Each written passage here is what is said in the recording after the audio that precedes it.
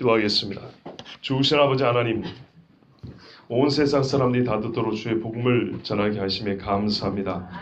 우리 찬양대가 이 노래로 하나님의 행하신 기이한 일을 선포하는 찬양대가 되게 하옵소서.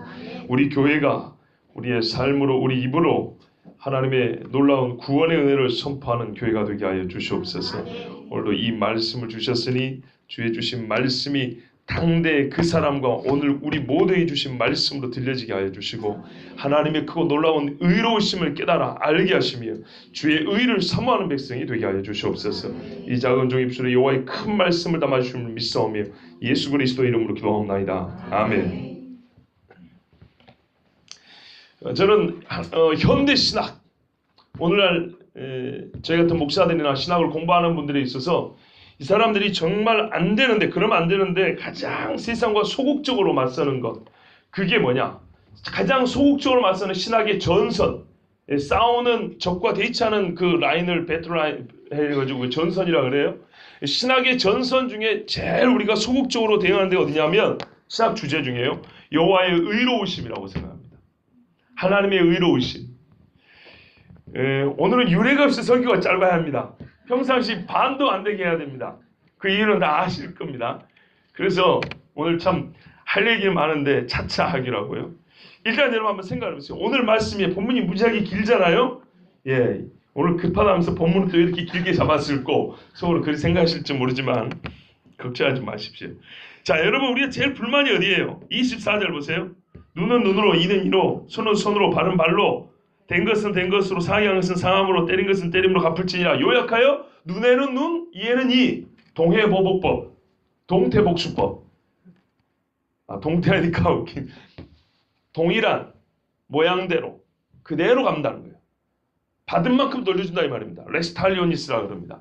그러니까는 이 법에 대하여 세상 사람들이 상당히 불만을 많이 갖고 있어요. 이리 무지막지할 수가 없다 이 말입니다. 요즘 세상 어느 나라 법이 손으로 사람 때렸다고 그대로 때린 데가 있고 손을 자른 데가 어딨냐 이 말이에요. 가끔 그런 데 있죠. 그런데 보면 뭐라면 매우 야만적이다, 원시적이다, 잔인하다, 뭐 이런 표현을 쓴단 말이에요. 근데 성경에 이런 말이 있어요. 한 대로 그대로 갚으라는 얘기죠. 그러니까 안 믿는 사람들이 야, 성경의 하나님이 그래서 무자비하다는 거야. 그래서 구약의 신과 신약의 신이 다르다는 거야. 막 이렇게 얘기한단 말이에요. 들어보셨죠? 기독교인들 사이에서도 이 구절을 갖고 성경 공부하면 첨예하게 대립을 합니다. 어떤 자기는 착한 척하는 사람들은 이러면 안 된다 막 이러고요. 또 하나님을 변호하는 사람들도 속은 어쩌냐? 내가 생각해도 이거는 너무한 것 같아요. 그러면서 속을 어떻게 말해요? 그럼에도 불구하고 하나님의 속뜻은 이것일 거야 하면서 변호한답시고 성경에도 없는 말을 막 갖다 붙여요. 대개 하는 말이 뭐냐? 당대 이 정도면 양반이라고. 고대 사회는 말이지 10개를 받으면 100을 돌려주는 사회인데 하나님은 딱 10개를 받았으면 10개만 주라 했다고. 이렇게 인격적인 하나님이 없고 이렇게 인자한 하나님이 없다고. 그게 틀리다는 말은 아니에요. 거기서 멈추니까 문제예요. 저는 그게 불만이라는 거예요. 왜 거기서 멈추냐고. 즉 무슨 말이냐면 하나님의 이미지를 좋게 하는 정도에서 본문을 해석하고 마친다 이 말이에요. 무슨 말인지 알겠죠? 제가 말하고 싶은 이런 거죠. 오늘 시간이 없으니까 그냥 단도직 입절을 말씀드려요. 이 본문은 하나님을 변호하려고 하지 마라 그 말이에요. 왜 이 본문이 사람들이 불쾌하게 생각한다 해서 우리가 변호를 해야 될 본문이죠? 왜 이에는 이, 눈에는 눈이라는 게 기독교인들이 막 주눅들어야 되고 우리 하나님 이렇게 잔인한 분이었던가 막 이렇게 세상이 말한 대로 우리가 그 정의를 받아들여야 하고, 그것 때문에 어떻게 하면 우리 하나님 착한 하나님인 것처럼 God is good 이것을 말할 수 있을까? 어떻게 선한 하나님이란 걸 이 본문을 가지고 이렇게 해석을 요리조리 잘 해가지고 그래도 하나님 괜찮은 분이라고 설득할 수 있을까? 나는 그런 노력 자체가 가소롭고 마땅치 않다 이 말이에요. 하나님이 우리가 막 그렇게 이미지를 이쁘게 만들어줘야 좋은 분인가요? 근데 왜 그런 쓸데없는 애씀이 필요하냐? 세상의 정의를 그대로 받아들이니까 그래요. 그래서 이제부터 몇 주 동안 매주라고는 보장을 못합니다. 그러나 여호와의 의로우심에 대하여 설교 제목이 이렇게 짧은 적도 없지요. 정말 뭐 길게 생각할 거 없어요. 딱 한 가지. 여호와 하나님은 의로우시다. 하나님의 의로우심에 대하여 내가 예수쟁이라면은 정말 이거를 변호가 아니라 당당히 선포를 해야 되겠다. 그래서 작정을 했습니다. 그런데 오늘은 첫 시간이니까 매우 쉬운 이야기부터 할 거예요. 도입이면서 짧으면서 매우 쉬운 이야기부터 할 거예요. 괜찮죠? 예. 그래서 오늘 이 가장 논쟁적인 말씀을 가지고 여러분 앞에 선 겁니다. 자, 여러분, 여호와 하나님은 의로우시다. 하나님의 의를 논함에 있어서 핵심 주제는 뭐냐면요, 크게 두 가지입니다. 하나는 형벌과 심판의 문제입니다. 또 하나는요, 예정과 선택입니다. 이것같이 불이하게 보인 게 없거든요. 신학적으로 아주 첨예합니다. 이거는 뭐 신학자가 아니라도 여러분 딱 듣는 순간 왜 그런지 이해가 되죠. 형벌과 심판, 하나는 예정과 선택. 그러면 이 전자에는요, 형벌과 심판에는 악과 고통의 문제가 따라 있고요, 예정과 선택에는요, 하나님의 주권과 인간의 자유의지, 이 저울질, 이 아주 이 뭐랄까요, 이 균형 잘 잡아야 돼. 이 줄타기, 외줄타기 같은 이런 신학적인 연구가 필요해요. 아주 어려운 이야기입니다. 그런데 이 문제들이 문제가 된 대전제가 있어요. 그게 뭐냐면 하나님은 사랑이시라는 거예요. 하나님은 사랑인데 우리를 영원한 형벌을 줄 수 있는 분인가? 여기에 대하여 불만을 가지는 거예요. 의문을 가지는 거예요. 그러니까 이 모든 신학 주제의 기저에는 뭐냐면 하나님은 사랑이시라는 인간의 정의가 있어요. 하나님은 사랑이시라고 인간이 정의냈던 하나님의 정체를 사랑으로 규정했단 말이에요. 물론 성경이 그렇게 말하고 있지요. 근데 사랑만은 아니거든요. 그렇죠? 또 예정과 선택에 있어서도 하나님은 우리 인간의 자유의지, 하나님이 인격적인 분이 아닌가? 그렇죠, 여러분? 인격적인 분인데 우리의 의사결정을 존중해 주시는 분이고, 그리고 무언가가 지식이 없는데 무지한 상태에서 벌하면 안 되잖아요. 하나님을 알려주지 않은 상태에서 하나님이 먼저 결정을 해버렸다. 인격이란 말은 자의식과 자기 결정권이 있다는 건데, 자기 결정을 내기 전에 하나님이 결정을 해버렸다. 이런 일을 하고 어떻게 하나님이 인격적이며 이런 비인격적인데 어떻게 하나님이 사랑이신가? 그러니까 결론은 어디로 돌아가요? 하나님은 사랑이시라고 돌아갑니다. 그런데 성경에는요, 하나님의 속성에 대하여 사랑으로만 말하지 않습니다. 만약에 하나님이 사랑만이시라면 사랑으로 모든 문제를 해결해야 봐야 되겠지만 성경에는 그렇지 않습니다. 하나님에 대하여 직접적으로 봐보세요. 하나님은 사랑하는 분이다 아니고 하나님은 사랑이시다예요. 그냥 God is love라고요. 하나님은 존재가 사랑이에요. 그런데 또 뭐냐면 하나님은 의로우시다 그랬다고요. God is righteousness. 하나님은 의로우신 분이에요. 이거 어떻게 균형을 잡게 우리가 설명할 수 있을까요? 그런데 보다 큰 것이 뭐냐면 하나님 속성의 본질은 사랑인데 이 본질을 감싸 있는 전체를 아우르는 하나님의 전체를 설명하는 가장 보편적인 자기 설명어는 뭐냐면 거룩이에요. 거룩. 봐보세요, 여러분. 우리가 사랑은요, 우리 식으로 많이 바꿀 수 있어요. 근데 거룩에 대해서는요, 아직까지 변질되지 않은 부분이 있어요. 무슨 말 이해되세요? 교회 와서 거룩하라 그러면 세상과는 다른 어떤 느낌을 먼저 받게 된다 이 말입니다. 그런데 하나님은 사랑이시다면 우리는 사랑을 이미 세속적으로 변질시켰기 때문에 자기 입맛에 맞는 사랑을 먹기 바빠요. 그러나 거룩에 대해서는 아직까지 그렇게 크게 변질시키지 못했어요. 무슨 말 이해되시죠? 예. 사랑의 거룩이 아니고 거룩한 사랑이에요. 하나님 전체를 아우르는 하나님의 속성 모두를 포괄하는 것 말하면 거룩이에요. 이 거룩을 성경에는 다른 말로 의로움이라 그래요. 물론 이 의에 대해서도 조금 더 깊은 연구가 필요해요. 왜냐하면 성경, 여러분, 의의 반대는 뭡니까? 불의잖아요. 불의. 성경에는 불의에 대해서 많이 설명을 해놨어요. 그래서 이 불의를 철저하게 연구를 하면 그 반대인 하나님의 의로우심이 뭔가를 알 수 있고요. 의로우심이 뭔지 알면 하나님의 거룩을 구체적으로 알게 돼요. 성경만 옆에 끌고 다니는 거룩이 아니고 하나님의 속성, 하나님의 속에 들어간 것처럼 하나님이 이래서 거룩이라는 거구나. 이래서 거룩한 사랑이라는 거구나. 이걸 깨닫게 된다고요. 그런데 우리가 이런 여러 가지 오해 내지는 불만을 가지게 된 게 뭐라고요? 하나님 하면 사랑밖에 모르고 그 바로 옆에 짝인 의에 대해서는 무관심하기 때문이에요.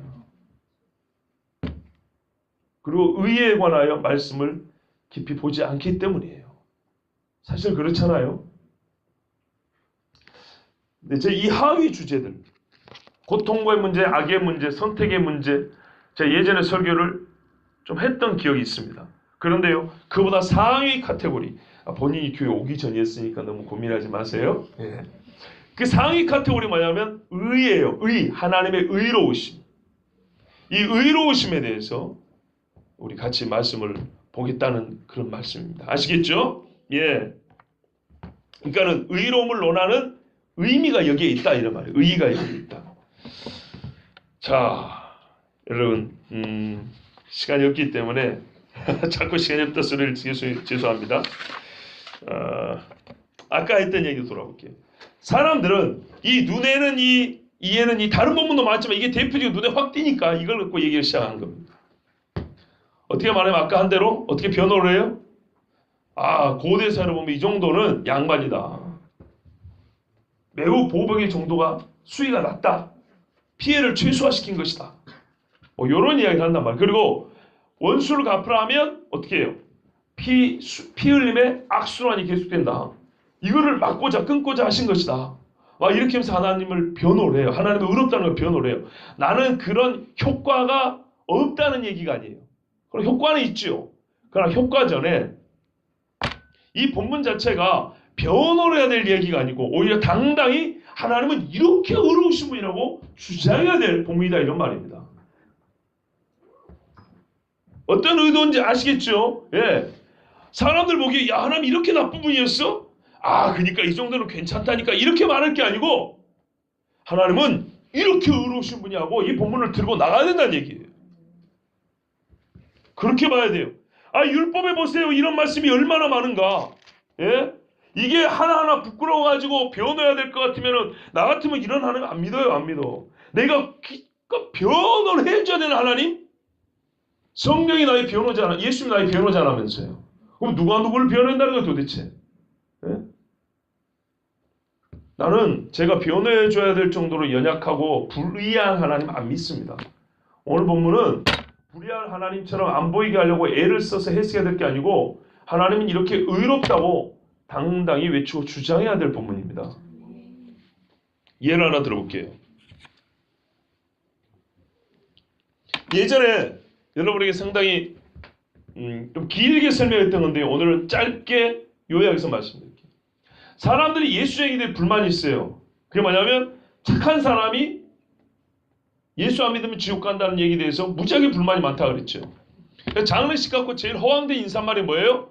좋은 데 가셨을 겁니다. 이거같이 형식적인 인사말이 없다고요. 아무런 쓸모가 없는 얘기예요. 그래서 이제 물어보죠. 인터뷰를 합니다. 선생님, 지금 아까 방금 말씀하신 좋은 데가 어딘가요? 무슨 의도로 그런 말씀하시는 거예요? 상주에게 아까 좋은 인사말을 들었는데 그 좋은 데 어딘지 알고 들으신 겁니까? 혹시 고인께서 그 좋은 데가 어딘지 모르겠지만 하여튼 거기 가셨다고 믿습니까? 상호 믿지도 않고 알지도 못하는 그냥 듣기만 좋은 소리 한 거예요. 그죠? 그러면서도 본인들도 뭔지 모르면서도 그렇게 얘기를 해요. 그런데 얼마나 또 웃기냐면 자기들도 모르면서 그리스도인들은 답을 알고 있다고 주장하는 건 또 꼴보기 싫고 그러니까 착하게 살았으면 좋은 데 가야지. 이렇게 말이야. 그러면서 불만을 제기한다고요. 대개 그 불만은 어디서부터 나온다고요? 고인과의 관계 또는 사람이 죽는 마지막 순간에 그 의로움 행위 때문에 그래요. 일생이 그가 사람을 인신매매하고 먹고 살았는데 나는 그걸 몰라. 그 사람이 어떻게 살았는지. 근데 죽는 순간 철도에서 누워있던 사람을 구하면서 죽었단 말이에요. 그 고인의 마지막 순간에 처량함 내지는 약간의 의로운 행실을 보고 우리는 그의 일생을 판단한 후에 이렇게 착하고 좋은 일하고 죽은 사람이 좋은 데 가야지 이런단 말이에요. 근거는 자기와의 관계, 일가친척 부모 형제라든지 또는 고인의 마지막 순간에 보함직하고 그럴듯한 좋은 행위들 이것들을 가지고 얘기한단 말이에요. 근데 그걸 갖고 일생을 다 평가하기도 어렵거니와 자 그래서 몇 가지 이야기를 했죠. 논리적 문제가 있다. 첫 번째는 착한 일을 하면 좋은 데 간다라는 그 법칙은 어디서 왔냐는 거예요. 누가 세운 겁니까? 고인이 가르쳐줬습니까? 두 번째는 착하게 사는데 얼마큼 착하게 살았습니까? 몇 년어치나. 근데 죽고 나서는 영원히 좋은 데 살겠대요. 이런 도둑놈 싶어가 어디냐 이 말이죠. 그렇죠? 세 번째 이렇게 물어봤어요. 누가 착하냐? 그렇게 물으면 뭐라 그래요? 아니 나 말고 내가 아는 누구라 그래요. 그래서 그 내가 아는 누구를 찾아가서 저 사람이 당신 보고 착하다는데 당신의 영혼을 구원할 정도로 착하다는데 본인은 그렇게 생각하십니까? 아니요 그래요. 얼마나 무자비한 사람인가 봐봐요. 나는 뭐라 그랬어요? 당신 예수 믿으면 구원받는다고. 그래 쉽게 말할게요. 예수 믿으면 좋은 데 간다고 말했어요. 근데 그 사람 뭐라 그랬어요? 착한 일 하면 좋은 데 간대요. 누가 더 구원의 폭을 넓힌 것 같아요? 그 사람이 넓힌 것 같죠. 그런데 막상 봐보세요. 누가 더 구원의 문을 닫아놨는지. 내가 못 간다 그랬나? 지가 지 입으로 못 간다 그러잖아요. 뭐라 그랬어요? 착하게 살면 좋은 데 가야 된다면서요. 아 그래 내가 물어보잖아요. 본인 착하다고 생각하시냐고. 그런데 자기 입으로 그러잖아요. 나는 안 착하다고. 안 그렇습니까? 그리고 그 사람이 착하다는 사람 찾아가서 아 저분이 당신 보고 착하다는데 당신은 죽으면 좋은 데 갈 정도 착하다는데 어떻게 생각하십니까? 아니요. 그러면 지도 못 가고 남도 못 가고 이런 비복음이 어디 있어요? 근데 나는 뭐라 그래요? 아 나 안 착하다. 니도 안 착하고. 근데 예수 믿으면 구원받는다 이렇게 말하잖아요. 아 훨씬 더 내가 은혜롭고 자비롭지 않아요? 그 다음에 문제를 제기했어요. 근데 니나 나나 이 이야기가 시작되려면 이런 논쟁이 시작되려면 착함 또는 옳음에 대한 합의가 있어야 된다. 그런데 우리가 이거를 합의하고 시작하지 않았다. 즉 착함이 뭐냐? 좋은 게 뭐냐? 의롭다는 게 뭐냐에 대하여 우리는 사전에 사전적 개념의 정의를 내리지 아니하고 그냥 시작했는데 마치 우리는 이미 오래전부터 만나서 옳음에 대하여 착함에 대하여 서로 뜻을 합의를 해가지고 같은 뜻을 갖고 있는 것처럼 이야기를 지금까지 주고받았는데 여기에 대해서는 아무 문제 제기를 하지 않고 주고받았는데 그런데 네가 생각하는 그 착함이랑 내가 생각하는 착함이 이거 근데 다른 것 같지는 않아요 보니까. 그렇죠? 다른 것 같지는 않은데 서로 합의한 적도 없어. 같은 학교에서 배우지도 않았고 같은 삶의 환경에서 자라오지도 않았어. 근데 어떻게 네가 내가 똑같은 이런 합의된 선함에 대한 옳음에 대한 개념 정의를 가지고 있을까? 이거 어디서 왔을까? 사람으로부터 하면 이게 니나 나나 아니고 우리 전부터 있었던 건 사실이죠. 그럼 우리 전부터라 하더라도 이게 소위 세상 사람들 말하는 진화론에 가면 물질에서부터 인격이 발생하고 참 말도 안 되는 건데요. 인격에서 인격이 나오지 물질에서 인격이 안 나와요 절대로. 그런데 하여튼 그걸 받아주더라도 비인격에서 인격이 나온다 하는 것인데 그러면 인격에서 윤리가 나왔다 치자. 그러면 얼마나 이게 또 우스운가 생각해봐라. 기껏해야 니하고 나하고 이 땅에 사는 인간들끼리 즉 이 세상에 사는 인간들끼리 내린 옳음에 대한 정의를 가지고 죽은 다음을 논한다는 이 자체가 얼마나 웃긴가 봐라. 무슨 말이냐면 착함이 뭐냐 옳음이 뭐냐 좋은 데가 뭐냐 이 모든 것에 대한 정의는요 우리 사람이 만들어낸 거예요. 근데 사람이 만들어낸 것을 가지고 사람지가 죽은 다음에 소위 신이 다스리는 영역이라는 그 세계를 논한다는 게 얼마나 웃기냐. 무슨 말인지 이해가 되세요? 적어도 그 세계를 논하려면 그 세계에서 개념이 우리에게 가르쳐져야 돼요. 그 세계에서 우리에게 지식이 들어와야 된다고. 아니 그러니까 봐보세요. 선함에 대해서도 사람끼리 개념 정리를 했어요. 옳음에 대해서도 니하고 나하고 둘이 합의를 봤다고요. 이 땅에 태어난 응애하고 태어난 니하고 나하고 둘이 이렇게 했다고요. 근데 지그들끼리 그러니까는 사람에게 뿌리를 두고 나온 이 개념 정의를 가지고 사람이 손을 댈 수 없는 죽은 후의 세계를 논한다는 것 자체가 어불성설이지 않냐 이 말이에요. 그렇지 않으면 이 옳음에 대하여 의에 대하여 선에 대하여 저기서부터 우리에게 주어졌다면 남은 건 그거밖에 없잖아요. 저기서부터 주어졌다면 진짜 중요한 건 뭐예요? 저기서 중분의 뜻을 알아보면 될 거 아니에요. 그렇지 않습니까? 논리가 그렇게 되는 거예요. 나로부터 시작된 것이 아니고 또 나로부터 시작된 것은 사실상 무의미하다면 저기서부터 왔다면 저기서 준 인격은 인격이니까 인격이 있다는 것이 논리적으로 나오고 그 인격이 누군지 알아봐야 될 것이고 알아야 되면 그분이 우리에게 이거를 줄 때 어떤 의미로 어떤 의도로, 무엇을 목적하여, 어느 정도 수준으로 우리에게 이 직책을 준 것인지 그분의 본인의 말을 들어봐야 될 거 아니에요. 그렇죠? 그렇다면 적어도 신에 대한 탐구 시작해야 됩니다.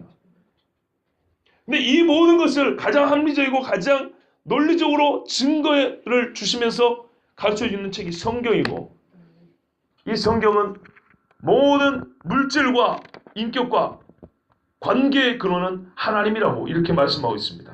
지금 무슨 말이냐면요, 여러분. 우리가 의를 논함에 있어서 사람이 가지고 있는 의의 기본은 뭐냐면요, 보응의 균형성입니다. 보응의 균형성. 쉽게 뿌린 대로 거둔다는 얘기입니다. 보응, 어떤 행위나 사태에 대하여 되갚음이 균형을 이루어한다는 거예요. 학교 다닐 때 있잖아요. 내가 잘못 안 하는데 뒤지 맞으면 억울하죠. 그래서 억울해서 울잖아요. 그리고 저 새끼는 나하고 다를 것도 하나도 없는데 저건 상만 잘 봐도 불만이죠. 그죠? 맞아도 불만, 상 받아도 불만. 왜요? 불균형하니까. 우리 인간이 가진 의라는 것은 뭐냐면요, 아주 쉽게 설명하면 보응의 균형성인데, 만약에 보응의 균형성이 우리 인간의 갖고 있는 최고의 의라면 우리는 전부 다 구원을 못 받아요. 왜? 인간이 가진 보응의 균형성을 가지고 인간의 운명을 논할 때 결정적으로 마지막으로 할 수 있는 소리는 딱 한마디예요. 착하게 살면 좋은 데 간다고 해요. 봐보세요, 여러분. 사람의 죽음을 눈앞에 두고 우리가 할 수 있는 최상의 표현을 해줘야 돼요. 그죠? 내가 생각이 모자란 사람이면 나보다 훌륭한 생각을 가진 사람의 말을 빌려서라도 이 가장 중요한 인간의 일생에 있어서 이 마지막 순간 최고의 위로가 필요하고, 정말 내가 한마디 어록을 남긴다면 이때 남겨야 되는 그 순간에 우리 인간이 하는 말은 고작 뭐예요? 착하게 살았으니 고인이 선한 일을 많이 했으니 좋은 데 가실 겁니다. 이 말인데, 이것이 그렇게 허황되고 허무할 수가 없다 그랬습니다. 그런데 이건 어디서부터 나와요? 인간이 내린 의의 개념을 가지고는 끝내 이 정도밖에 말할 수가 없어요. 그러면 우리가 왜 여기서 여호와의 의로우심을 논해야 되냐? 여호와의 의는 우리 인간에게 착하게 살면 좋은 데 갑니다 이상의 말을 해줄 수가 있어요. 그걸 꼭 듣기 위해서가 아니라 일단 우리 인간의 헛된 이 말장난, 그리고 이 지식이 유식한 것 같지만 이 무식한 우리 현실을 고발하고, 진짜 하나님의 의로우심이란 말로 실제적으로 우리에게 유익이 되며 실제적으로 우리에게 도움이 된다는 것, 그거를 아셔야 되기 때문에 이 말씀을 드린 겁니다. 여러분, 아시면 또 믿으시죠? 다시 결론을 말씀드릴게요. 인간이 가진 의로움은 최종적으로 어떤 정도의 얘기밖에 못한다고요? 이 의로움으로 최고의 표현을 해야 될 때 그 최고의 고상한 표현이라는 것이 기껏해야 선한 일을 많이 하셨으니 좋은 데 가실 겁니다. 가셨을 것입니다. 그래서 말하는 영면에 드십소서. 그러면 영면에 드십소서께 네 가세요 하면은 갈라 그래, 안 갈라 그래요? 안 갈라 그죠? 아, 그 좋은 영면 가시지, 그 좋은데. 그러니까 헛되다는 거예요.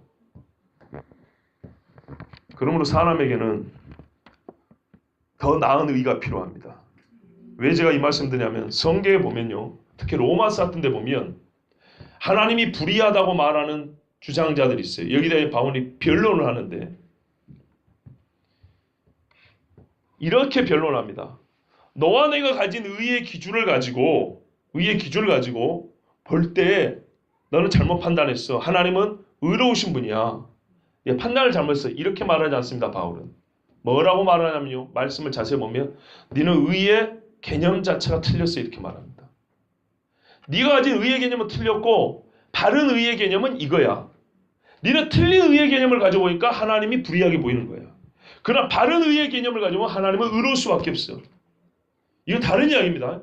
너와 내가 의에 대해서 같은 기준을 갖고 있고, 그리고 봤을 때 어떤 이는 어떻게 해요? 하나님을 틀리다고, 불의하다고 말했고, 우리는 하나님이 옳다, 의롭다 이렇게 판단했다는 거예요. 이게 아니에요. 이렇게 변론하는 게 아니고, 너는 처음부터 개념, 정의가 틀렸어, 의에 대하여. 무슨 말 이해되시죠? 내가 내린 의에 대한 정의가 맞아, 이렇게 했다고. 근데 이건 사실상 또 다른 문제를 이야기합니다. 왜 네 정의는 맞고 내 정의는 틀려? 이것을 입증을 해야 됩니다. 개념 정리 자체가 틀렸다는 입증을 해야 됩니다. 그리고 내가 바른 정의를 가지고 있고 이 정의에 입각해서 볼 때 하나님은 옳은 분이다. 이렇게 바울은 더 어려운 논법을 선택했는데 이것은 우리에게 반드시 필요합니다. 왜 그런가요? 아까 보세요. 고인에 대하여 판단할 때 보세요. 우리 인간이 믿는 자나 믿지 않는 자나 기본적으로 가지고 있는 합의된 의의 개념, 정의가 있어요. 그러나 합의할 수 없는 다른 차원의 의의 정의가 있다 이 말입니다. 아시겠죠? 그러니까는 이 공통된 부분에 있어서는 하나님에 대한 평가가 다를 수 있지만 개념 정리가 다르다면, 처음부터 다르다면 이거는 하나님에 대한 의로움, 하나님의 의로우시냐 의롭지 않냐 판단은 완전히 달라질 수 있습니다. 그런데 이 모든 판단을 내리기 전에 우리가 또 하나 생각할 게 있습니다. 그건 뭐냐면요. 하나님을 나와 동등한, 혹 하나님이 아닌 신이 있다 하더라도 그 신은 사람과 동등한 레벨에서 서로 동급의 눈으로 마주볼 수 있는, 같은 눈높이에서 마주볼 수 있는 존재는 아니라는 것입니다. 일단 이렇게 알고 시작해야 됩니다. 왜냐하면 기본적으로 신은 인간을 초월하고 또한 인간은 신과의 관계에 있어서 죄를 지었다면 더 떨어지기 때문에 같은 눈높이에서 의의를 가지고 한번 따져보자 이럴 수는 없다 이 말입니다. 그러니까 이런 것들을 같이 생각을 해봐야 된다. 무슨 말이냐? 의의를 생각할 때 우리가 고민해야 될 크게 두 가지가 있는데 그게 하나면 사람들이 하나님을 불의하다고 말하는 전에 실제를 배제한다. 실제, 진짜 존재하는 어떤 진짜 실제하는 실존하는 존재나 어떤 사태에 대하여 배제하고 시작한 거예요. 그게 뭐냐? 우리는 죄인이라는 거예요. 그죠? 우리가 죄인이라는 이 실제를, 그러니까 무슨 말? 여기 실제는 아입니다. 이 땅에 죄인이 존재한다는 사실, 우리가 죄인으로 존재한다는 사실을 배제하면 하나님의 의를 논함에 있어서 삐딱이 나올 수밖에 없습니다. 그리고 아까 한 가지가 뭐냐면 의에 대하여 정립되지 못한 잘못된 개념 정리다 그랬습니다. 자, 일단 여기까지 하고요. 여러분 다음 주부터 조금 더 어려운, 조금 더 깊은 말씀의 주석으로 들어가서 하나님의 의로우심을 우리가 살펴볼 것입니다. 그래도 본문을 안 볼 수는 없죠. 원래 본문을 봐야 되는데 이게 원래 이렇게 시작되는 말씀이 이제 1시간을 가야 되는데 오늘 25분 만에 끝내야 되니까 지금 이렇게 서론만 할 수밖에 없는 거예요. 제가 나름대로 성경적 설교한다고 지금 애를 쓴 사람인데 이 성경적인 설교를 하기 위한 것은 성경 본문만 말하는 게 아니라 성경의 원리와 정신에 입각해야 되는 것이죠. 자, 오늘 본문에 다른 거는 다 빼고요. 시간이 없으니까 아까 그 눈에는 눈, 이에는 이만 한번 볼게요. 여러분, 눈에는 눈과 이에는 이가 어디서 나오냐면 낙태의 이야기 나옵니다. 사람이 싸우다가입니다. 그냥 싸우다가니까 다른 때는요. 내가 일방적으로 때리는 때 같으면 네가 그대로 갚으라 그런다. 근데 이거 싸우니까 서로 치고받고니까 끝난 다음에 너 몇 대 때렸어, 너 몇 대 때렸어 이렇게 계산하는 관계가 아니에요. 아시겠죠? 그냥 서로 앞서고 끝나는 게 싸움이에요. 그런데 싸울 때 유독 임신한 분야가 있었어요. 특별히 약자죠. 매우 보호를 해줘야 될 사람인데 이 사람을 찾고 낙태를 시켜버렸다는 거예요. 자, 이런 경우 여러분 참 못된 놈이죠. 그럼 어떻게 해요? 그 낙태된 아이의 생명값을 치러야 된다는 얘기입니다. 그런데 이 아이는 생명이지만 출산이 안 됐기 때문에 온전한 사람으로 보지는 않습니다. 죄가 아니라는 얘기 아니에요. 그래서 어느 정도로 갚으라 그랬습니까? 그 남편이 정해준 대로 갚으라 그랬죠. 재판장의 청구대로, 남편의 청구대로, 그렇죠?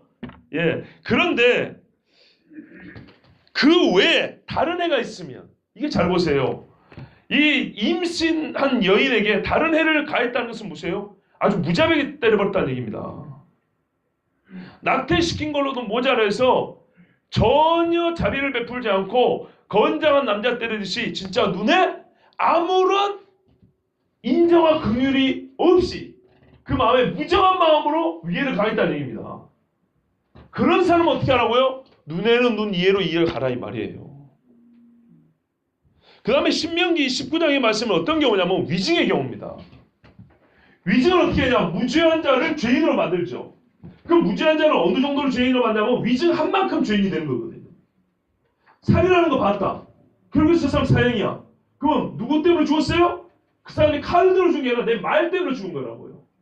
그렇게 될 경우는 어떻게 하냐? 신명기 명령하기는 어떤 거냐면 그 사람이 위증한 만큼 그대로 갚으라는 뜻으로 눈에는 눈, 이에는 이 이렇게 말한 거예요. 이런데 하나님 불의해요? 나는 전혀 불의하지 아니한데. 이게 말하자면 예수를 십자가에 못 박게 한 놈들 있죠. 그 놈들 어떻게 처벌받아야 돼요? 십자가의 못을 박아야 되는 거예요. 다른 말씀도 보면요, 이게 큰 맥락 안에 있어요. 특히 출애굽기에도 보면 신명기 13장 5절에 보면 악을 제할지니라. 이게 제일 큰 목적이 하나님이. 너희 땅에서 가장 악을 제할지니라. 그래서 악을 제하기 위해서 주신 말씀이 이 형법 규정인데 얼마나 은혜로운지 몰라요. 고의살인과 과실치사를 구별해놨어요. 그리고 재산으로만 물어줘야 될 것과 신체 위해를 가해갖고 봉을 해야 될 것까지 하나님도 매우 균형 감게 해냈어요. 전체를 읽어보세요. 얼마나 하나님이 의로운 분인가. 이런 법이 세상에 없어요. 진짜로. 노예에 관해까지 전쟁 상황에까지 사람이 이성을 잃고 짐승의 야성을 가지고 살 수밖에 없는 그런 상황에서조차도 너희는 하나님의 형상을 잃지 말라고 준 법이 이 율법들이 얼마나 균형 잡히고 아름다운지 몰라요. 그런데 꼭 거기서 눈에는 이, 눈에는 눈, 이에는 이 이것 때문에 들고 나와가지고 말이야. 지들이 얼마나 선한다고 선한차고 있어요. 내가 톡까놓고 물어볼게요. 눈에는 뭔데요? 대답해 보세요. 자, 내 눈깔 빠졌어. 그럼 뭘 내려야 되겠어요, 여러분? 눈 이꼴 뭐냐고, 눈 이꼴. 눈썹입니까? 아, 대답해 보세요. 눈썹이에요? 머리카락이에요? 손톱이에요? 눈에는 눈이지 뭐예요? 세상이 왜 불의하다 그럽니까? 예? 왜 불의하다 그래요? 어떤 새끼는 지체장애인지 새끼 그 엄마 아빠가 몸이 안 좋으니까 애 이거 보호도 못하고 고수 못할까 생각해서 그 집 딸내미를 유린하고 강간해요. 그리고 검사장에 돈 좀 뿌리고 나서 아무 일 없어도 입 닦아버려요. 예? 우리나라 사병들이 군대에서 많이 죽어요. 자살도 있지만 그렇지 않은 애들도 많아요. 사고로 죽기도 하고 범죄로 죽기도 해요. 그런데 어떤 엄마 하소연하고 기사가 얼마 전에 나왔어요. 대포 한 발값도 못한 사병의 목숨이 이렇게 나왔어요.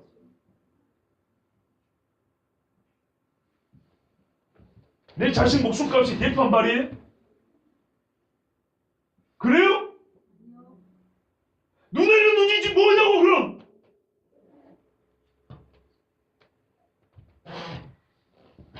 자기들이 불의하니까 아 눈에는 눈 말고 뭐 다른 걸로.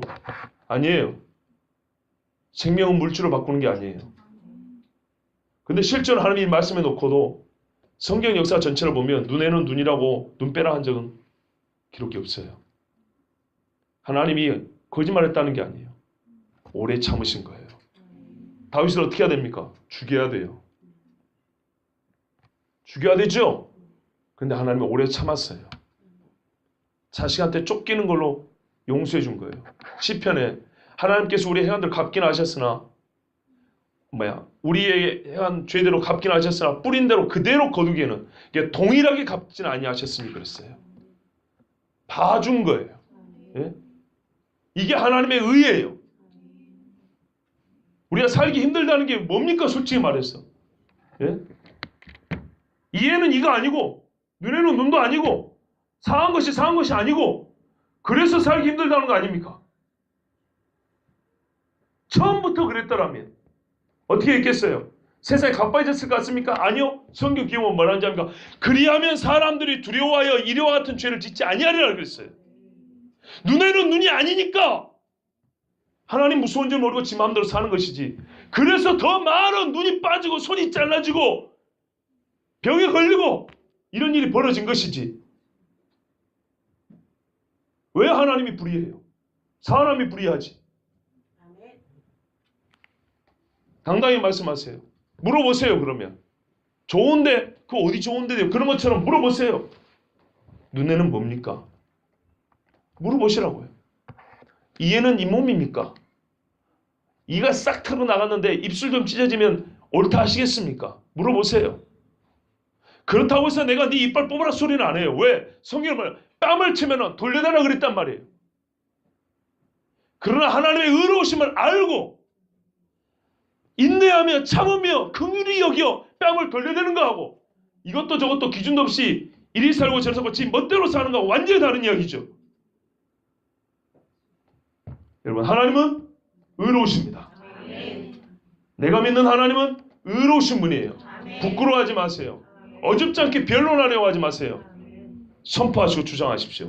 여호와는 의로우십니다. 기도하겠습니다.